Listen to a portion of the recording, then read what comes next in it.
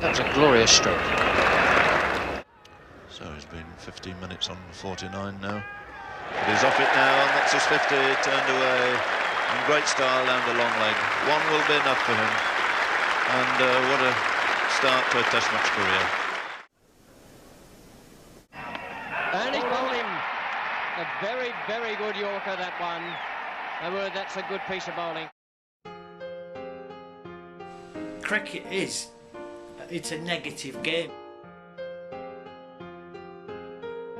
Most of the time you're having to deal with a performance that you've put in that probably isn't as good as what you want it to be.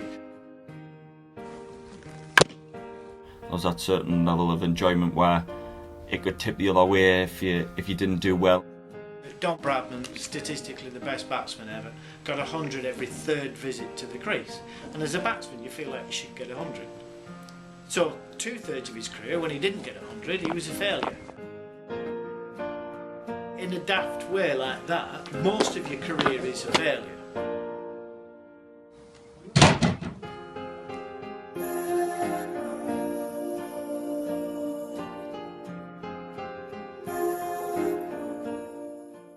It's a very hard to define mental health condition which has physiological, psychological and social effects.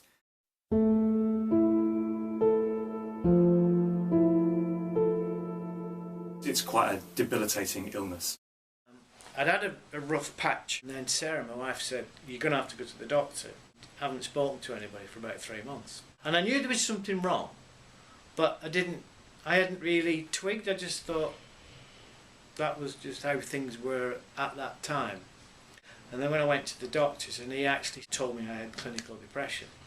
At that very moment when he said that, I just did nothing but agree with him.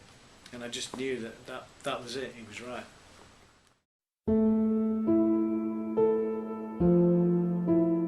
I think the stresses of depression in a sport relate to the need to win, the need to be competitive, the need to be seen to be competitive. So. In 1985, I went from being the first Englishman to score 200 in a Test match in India to being in Lancashire's second 11 in 3 months. I got picked to play in the first team again, and it was the last over of the day. I was batting, and one of my mates, Jeff Miller, was bowling, and he knew I'd been having a tough time. So the last ball of the day, he bowled it 2.5 foot wide so that I'd be not out overnight. And I followed it, and I nicked it, and I got caught.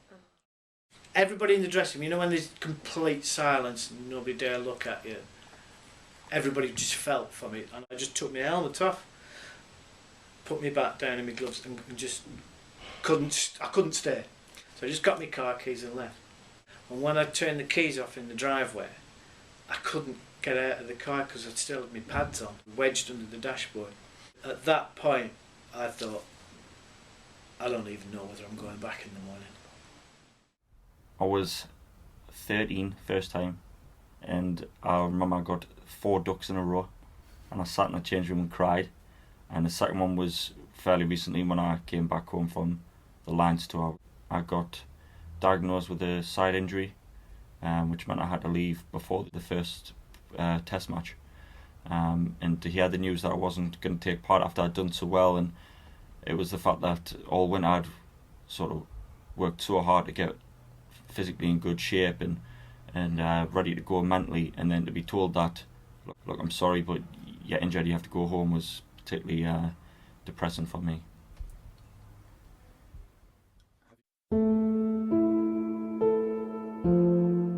Media plays a really crucial role today, particularly for athletes who are high profile. Their stories are told in the newspapers, they have little control over what is said about them. Without the media, I don't get any publicity. Without me, they don't have a job either. So it's an uneasy relationship, because nobody wants to read negative things about themselves. But face it, if you've not played well, that's just a fact. If you're not doing very well in a job where it's in the press all the time, everybody knows about it. Being a Durham player, the media, local newspapers follow the games, and there's radio at every match that we go to. So I think it's become bigger and bigger. Everyone, I mean, Twitter, things like that, Facebook. There's a lot of media hype around players and teams and I guess coaches and stuff now and results. So it's a results-based game, and I think the media can be harsh or on my side. But like when we won the league, everyone wrote us off, saying that we were going to be relegated. We ended up winning the league, and then the media sort of changed their tune and became our best friends, sort of thing. One of my closest friends is probably one of the biggest profiles to have depression would be Stephen Harmson. He suffered with it quite a lot, being away from home and being homesick. I think depression is just one of them things that unfortunately it happens to people. It can happen to anyone, and I think it didn't help him how he bowled that ball in the Ashes that went to second slip. I think the media sort of got on top of him.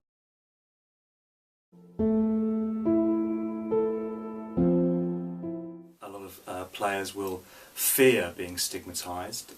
That's certainly the case with high-profile athletes. Someone like Piers Morgan, for example, in discussion with Andrew Flintoff, said, how can I feel sorry for you when you spend your life in five-star hotels? So, I mean, certainly there is there's an initial stigma, but I think there's a greater level of understanding now about these kinds of conditions than there ever has been.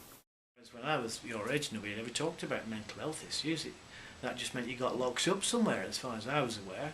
If you ever go on the Professional Cricketers Association website, there's loads of clips. It's accepted now. Once upon a time, it wasn't really accepted. If you had a mental health issue, everybody went, "Ooh, what's that? He's a loony, get rid of him." Well, now people understand a bit more, and there is a lot more help out there than there used to be. I think for a guy, you have this ego and this sort of feeling that I'm a man, I can't have the feelings, I can't show anyone that I'm depressed and things. But I think with all the support you've got now, that I don't think it really is a taboo subject. I think it's one of them where you've got to dive into it. They're there to help you. So if I'd said to anybody at the cricket at Lancashire, I'd like to see a sports psychologist, they go, "Why? What's wrong with you?" Now, if you say I want to see a sports psych, it's because you want to improve your game, and everybody goes, "Good idea." Now, if anybody had a mental health issue when I started, they would have just gone, don't know what to do with it. Now, although it's still behind the sports psychology, we're not aware of it as much, we don't use them as much, it's catching up. And there isn't the stigma that used to be attached to it. The longer that they keep these kinds of conditions silent, the harder it becomes for them. We didn't have a psychologist or a psychiatrist. We didn't really have a coach either, to be honest. So there was no support network, but I knew that everybody in the dressing room was hoping that I'd be all right. I know England Lions have a guy called Mike Rotherham, who also, he's just been with the British Olympics team. He sits with down before tours to talk about areas where we can improve mentally. One of the ones for me was to do with my batting. And sometimes I have this fear of failure where I can go into my shell a bit. And he helped me with that, just little techniques before I go out to bat, things like listening to music, or when I'm out in the middle, just taking a step away, deep breaths, things like that. Just obvious things, but to hear it from someone else, it sort of cues you to do it yourself when you're out in the middle. And I find it kind of funny, I find it kind of sad. The dreams in which I'm dying are the best I've ever had.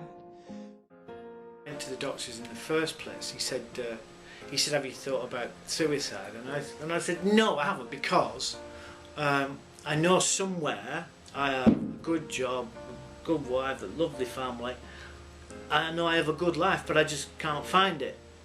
And I said, "So no, I'm not thought about suicide." I said, "But so I'm not going to kill myself." I said, "But if you ask me, would I rather be dead? The answer is yes. But I'm not going to kill myself. But I'd rather be dead than alive right now."